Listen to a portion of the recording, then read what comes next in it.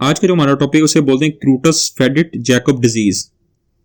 इसमें बेसिकली आपने तीन चीजें समझनी है इसके जो सिम्टम्स के लिहाज से। इसमें रैपिड प्रोग्रेसिव डिमेंशिया होता है।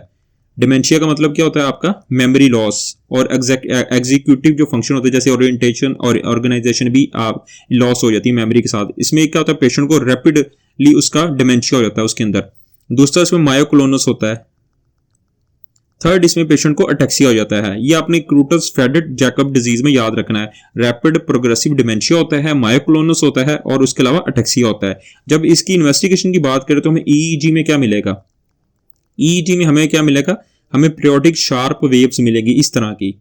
और अगर हम उसका सेरिब्रोस्पाइनल फ्लूइड एलपी करके सेरिब्रोस्पाइनल फ्लूइड हासिल करते हैं तो क्या होगा? उसमें कौन सी प्रोटीन बढ़ी होगी? 14-3-3 प्रोटीन। ये एमसीक्यूज हैं सारे। हमें सेरिब्रोस्पाइनल फ्लूइड में हमें बड़ी हुई मिलेगी। अब इसको डिस्कस कर लेते हैं। तो बेसिकली क्रूटस फेडिट जैकब डिजीज में क्या पता होना चाहिए? इसमें रैपिड प्रोग्रेसिव डिमेंशिया होता है, यानी वीक्स टू मंथ, बहुत जल्द होता है। और उसके अलावा ये मायोक्लोनिक के साथ एसोसिएटेड होता है। डिमेंशिया का मतलब क्या होता है? Memory loss. उसके साथ साथ क्या? एग्जीक्यूटिव फंक्शन, जैसे कि आपके ओरिएंटेशन, ऑर्गेनाइजेशन वगैरह ये डैमेज हो जाते हैं।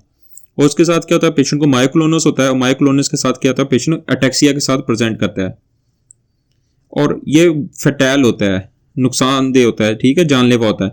इसकी कॉज क्या होती है? ये कॉज होता है बाय प्राइन्स। प्रियॉन्स बेसिकली क्या होते हैं? ये नॉर्मली जो पीआरपीसी ये नॉर्मल होता है, ये नॉर्मल है। लेकिन जब ये पैथोलॉजिकल जो प्रॉब्लम कब आती है? जब ये आपका चेंज होता है अब नॉर्मल कंडीशन में PRPSC फॉर्म में चेंज होता है। इसको बोलते हैं बीटा प्लेटेड शीट।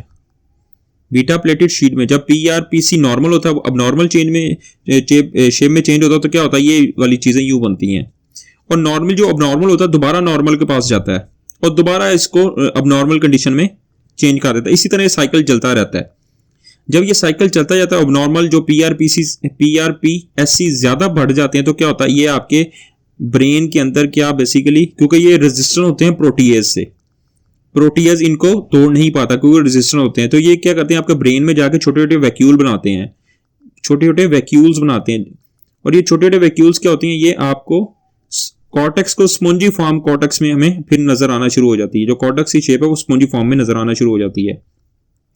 अब इसने देखा यहाँ पे लिखा जो बीटा प्लेटेड शीट होते हैं वो प्रोटीएज से रेजिस्टेंस होती है। और दूसरा इसमें स्पॉन्जी फॉर्म कॉर्टेक्स मैंने आपको बता दिया। वैक्यूल्स कैसे बन रहे थे? जो PRPSC होती है वो रेजिस्टेंस होती है प्रोटीएज से, वो ब्रेन में जाके क्या होती है? वैक्यूल्स बनाती है, जिसकी वजह से जो कॉर्टेक्स हमें स्पॉन्जी फॉर्म कॉर्टेक्स नजर आती है। और उसको क्या बोलते हैं? वैक्यूलेशन विदाउट इन्फ्लेमेशन। और ये EEG मैंने आपको बताया पीरियोडिक शार्प वेव्स मिलती हैं और सेरिब्रोस्पाइनल फ्लूइड करवाते हैं तो क्या होता है? उसमें 14-3-3 प्रोटीन में मिलती है। और ये टिपिकली क्या होता है आपका? तो बेसिकली जो क्रूटस फेडिट जैकब डिजीज होती कैसे? अगर कोई पेशेंट है उसने कॉर्निया का ट्रांसप्लांट करा उसकी वजह से हो सकती है, या कोई न्यूरोसर्जिकल इक्विपमेंट्स यूज हुए हैं कंटामिनेटेड। अगर कंटामिनेटेड कॉर्नियल ट्रांसप्लांट हुआ या कंटामिनेटेड न्यूरोसर्जिकल इक्विपमेंट्स है उसकी वजह से क्रूटस फेडिट जैकब डिजीज हो सकती है। और बेसिकली क्या होती है? टिपिकली स्पोर्डिक होती है, लेकिन ये ट्रांसमिटेड होती है जब कंटामिनेटेड, जब गंदे आलूदा मटेरियल यूज करते हैं जैसे कि कॉर्नियल ट्रांसप्लांट में यूज हुए या न्यूरोसर्जिकल इक्विपमेंट्स।